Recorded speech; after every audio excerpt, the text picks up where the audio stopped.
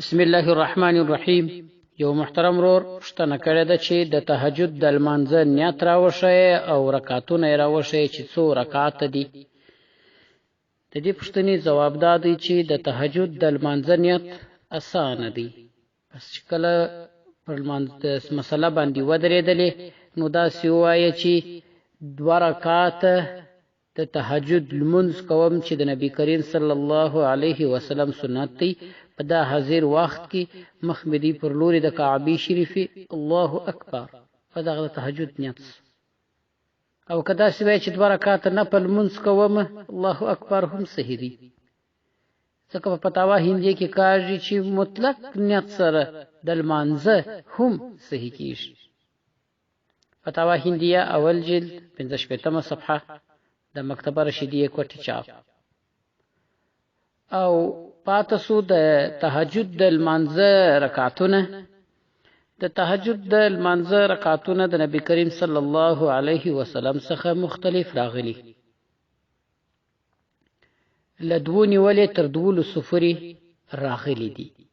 نو که څوک 2 رکعاته وکي هم د تهجد په نیت باندې د شپې په دې سره د تهجد غاړي خلاصيږي، او که 4 وکي هم خلاصيږي. خو ډیر وخت او په ډیرو روایت کې چې د نبی علی سلام څخه ثابت دي او زموږ فقها او سنت بللي دي هغه 8 رکعات دي. نو 8 رکعات په 4 سلامو یعنی 2 رکعات کول، بیا 2 رکعات کول، بیا 2 رکعات کول او بیا 2 رکعات کول، دغه په 4 سلامو 4 جوړې 8 رکعات د تهجد لمونځ د سنت دی. د حضرت ابن عباس رضی الله تعالی عنهما څخه روایت دی وایي چې د حضرت میمونه رضی الله تعالی عنها په خونه کې چې د نبی کریم صلی الله علیه وسلم زوجه مبارکه و، د ټول امت مور ده، د حضرت عبد الله ابن عباس خاله و. دی وایي د هغې په خونه کې مې د نبی علیه السلام سره شپه وکړه. نبی کریم صلی الله علیه وسلم یو ساتکی پریوتی بیا را پورته سو. نو نبی علیه السلام اودس تازه کړ چې د به کوم لمونځ کاوه ما هغه کاوه. نو نبی علیه السلام یو ځلې 2 رکعات لمونځ وکړ. ثم رکعتین بیا یې 2 رکعات وکړه. ثم رکعتین بیا یې 2 رکعات وکړه. ثم رکعتین بیا یې 2 رکعات وکړه. ثم رکعتین بیا یې 2 رکعات وکړه. ثم رکعتین بیا یې 2 رکعات وکړل چې 6 جوړې سولې 12 رکعات. ثم اوتر بیا یې وتر وکړه. ثم ازجع بیا یو ګړی پر اړخ باندې پریوتی حتی جاء المؤذن چې مؤذن رالی اذان یې وکړي. فقام نو نبی علیه السلام ولاړ سو. فصلى رکعتین خفیفتین بیا یې 2 لنډ رکعتونه وکړل چې د سهار سنت دي. ثم خرج بیا نبی علیه السلام وتی فصلى الصبح بیا د سهار لمونځ وکړ.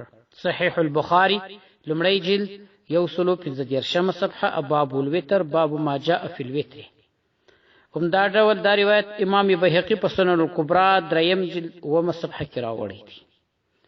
دلته زیاده رکعتونه د وترو 12 راغله. د تهجد نبی علی سلام د تهجد لمونځ تر 12 رکعات زیات نه لري کړی.